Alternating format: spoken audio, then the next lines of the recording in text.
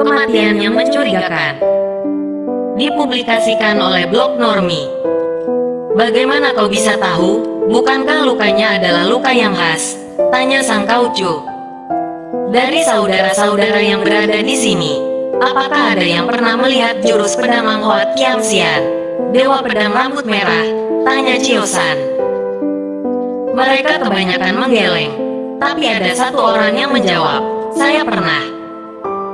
Orang ini salah satu pemuka Mokau, namanya Loksim. Aku pernah melihat pertempurannya. Sayangnya, melihat pertempurannya sama saja dengan tidak melihat pertempurannya. Ia bergerak sangat cepat. Kata Chiosan, saya sendiri belum pernah melihatnya secara langsung. Tapi dari luka musuh-musuhnya, saya bisa melihat bahwa inti jurus pedangnya adalah gerakan ayunan lengan dari bawah ke atas. Apakah begitu, saudara Loksim? Aku tidak memperhatikan secara jelas. Tapi saat saudara Chiosan bilang begitu, aku mulai sedikit ingat. Memang kebanyakan gerakan jurusnya adalah dari bawah ke atas. Bagaimana saudara bisa tahu? Padahal belum pernah melihat. Aku hanya menduga saja. Tapi itu tampaknya yang paling masuk akal. Gerakan pedang secepat dan setiba-tiba itu hanya dimungkinkan kalau kita melakukan gerakan ayunan lengan dari bawah ke atas. Ambil contoh. Jika pedang berada di pinggang sebelah kirinya, berarti saat ia mencabut pedang itu dari sarungnya, gerakan yang ia lakukan adalah dari bawah ke atas. Oleh sebab itu, jurus itu dilakukan tepat saat ia mencabut pedang dari sarungnya. Bersamaan dengan itu ia akan menyerang ke daerah dahi. Kalau ia menyerang dari arah lain, misalnya dari atas ke bawah, maka kecepatan, ketepatan, dan keefektifannya akan berkurang. Karena ia harus mengangkat pedang ke atas dulu, baru melakukan jurus menyerangnya. Perbedaan sepersekian detik itu saja sudah menghasilkan perbedaan yang jauh sekali. Semua orang manggut-manggut mendengar penjelasan Chiosan. Ia lalu melanjutkan. Aku pernah melihat hasil karyanya saat di rumah Teng-Teng dulu. Dan yang kuperhatikan, semua luka di dari korbannya adalah dari sabetan pedang dari bawah ke atas. Ini memang aneh, karena jarang ada jurus pedang seperti ini. Tapi menurutku justru jurus inilah yang paling tepat. Karena posisi tangan kita adalah selalu di bawah, di dekat pinggang. Itu adalah titik nol, posisi tangan kita. Jika semua gerakan dimulai dari situ, maka hasilnya akan sangat cepat dan efektif. Karena kita tidak perlu mengangkat tangan, atau membentuk posisi tangan yang umumnya dilakukan saat kita bersilat. Ini memang dugaan Chiosan yang sangat tepat. Orang yang bersilat, saat melakukan kuda-kuda, pastilah tangannya ada yang diangkat di depan dada, ada yang dikembangkan ke belakang, macam-macam bentuknya. Tapi jurus sang dewa pedang tidak. Ia tidak memerlukan gaya, tidak memerlukan jurus, tidak memerlukan posisi tangan. Semua gerakan dilakukan dari gaya, posisi nol, posisi paling normal dari tubuh manusia. Jika kau berdiri dengan tegap, maka secara normal, dada dan punggungmu tegap. Kepala tegak lurus dan mata memandang ke depan. Tangan berada di samping pinggang. Itulah titik nol, posisi berdiri manusia. Jurus sang dewa pedang nampaknya mengambil pemahaman ini. Oleh sebab itu ia bergerak dengan efektif. Karena dilakukan dari titik nol, titik tengah, mau ke arah manapun, dalam posisi apapun. Jika dilakukan pada posisi seperti ini, maka akan efektif dan cepat. Itulah inti dari jurus pedang dewa pedang. Dan Chiosan mampu menduganya hanya dari melihat luka korban-korbannya. Semua orang menyadari ini, betapa cerdasnya Chiosan. Tanpa terasa hati mereka tergetar juga. Memiliki sahabat atau musuh seperti ini, mau tidak mau hatimu akan tergetar. Kalau kita memperhatikan luka ketiga mayat ini, semua luka dibuat dari ayunan tangan atas ke bawah, berlawanan dengan jurus dewa pedang. Oleh sebab itu, aku yakin bukan ia yang membuat luka ini, kata Chiosan. Sang kaucu menukas, kalau bukan dia, lalu siapa? Sejauh ini hanya dia yang mampu membuat luka mematikan yang tidak mengeluarkan darah. Berarti maksudmu ada orang lain yang mempunyai kemampuan yang sama sepertinya, mampu membunuh tanpa mengeluarkan darah? Kematian mereka bukan karena luka tusukan pedang, Kaucu. Mereka mati karena racun, kata Chio-san. Semua orang terhenyak, racun. Dan racun itu pastilah ada racun yang sama, yang telah meracuni saudara-saudara sekalian. Memang, meracuni ketiga tokoh utama dalam dunia persilatan itu bukan hal yang mudah. Jika bukan racun paling hebat, tidak mungkin mereka mudah diracuni orang. Dari mana kau tahu itu karena racun? Tanya Buntek Tian. Lihatlah saat mereka mati. Mereka tidak menghunus senjata. Semua mayat yang kulihat di depan rumah Teng-Teng seluruhnya menghunus senjata.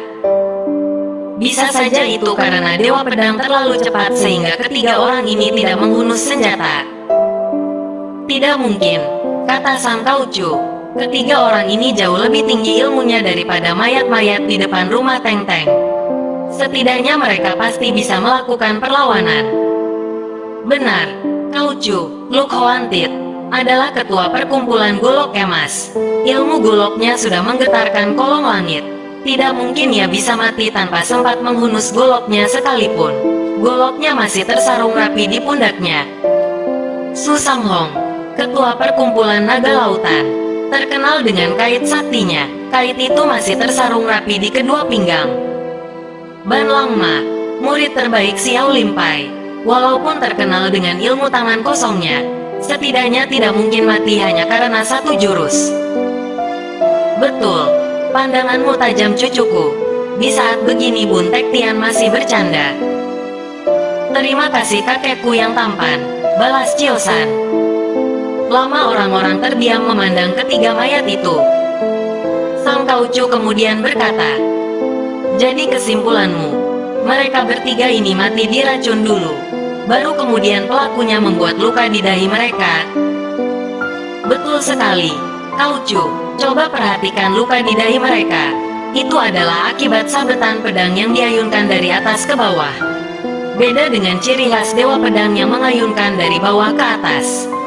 Menurut dugaanku, saat mereka mati diracun dan rebah di tanah, pelakunya sambil berdiri membuat luka di dahi mereka.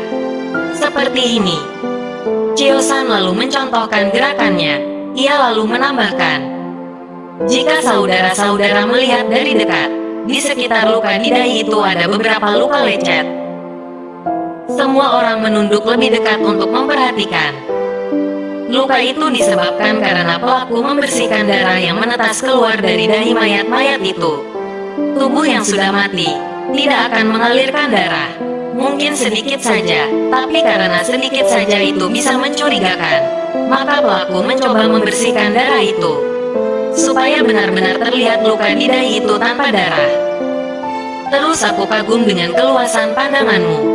Tidak gampang menyimpulkan hal seperti ini, tapi kau mampu melakukannya dengan cepat dan tepat, kata Sang Kaucu. Diikuti dengan decakan kagum anggota Mokau yang lain. Ah, tidak berani, kata Chio-san tersenyum sambil bersoja. Ia menambahkan, masih ada satu lagi yang kurang. Coba saudara-saudara perhatikan baju mereka. Apa pendapat saudara? Semua memperhatikan. Salah seorang berkata, bajunya bau. Yang lain, bajunya ketinggalan zaman. Satunya lagi, baju curian. Baju mereka baru. Begitu mendengar kalimat terakhir itu, Chio-san mengangguk dan berkata, tepat sekali. Bajunya baru. Bagaimana saudara bisa tahu? Tanya salah seorang. Coba kalian cium baunya. Baju baru biasanya mengeluarkan aroma yang khas. Walaupun ketiga mayat ini sudah mulai membusuk, aroma barunya masih membekas di pakaian mereka. Warna pakaian mereka pun masih terang menyala. Lalu kenapa jika baju mereka masih baru? Bukankah itu sebuah kejanggalan? Mungkin saja mereka memang kebetulan memakai pakaian baru bersama-sama. Tetapi mungkin juga itu kebetulan. Apalagi Ban Langma adalah seorang biksu. Mereka jarang sekali memakai baju baru. Ia kemudian melanjutkan, mereka memakai baju baru Karena baju mereka yang lama belepotan darah mereka sendiri. Darah yang mereka muntahkan karena keracunan. Lalu sang pelaku mengganti baju mereka, agar tidak ada orang yang curiga. Tapi itu justru menambah kecurigaanmu, bukan? Aku mulai bisa menangkap bahwa mayat ini memang sengaja dibuang di sungai agar ditemukan orang dan menimbulkan kehebohan. Siapapun si pelaku, ia ingin melimpahkan kesalahan itu kepada si Dewa Pedang. Betul sekali kau, Cu, timpal Chiosan. Oleh sebab itu mayat ini jangan sampai ketahuan. Kita harus menguburnya secara diam-diam.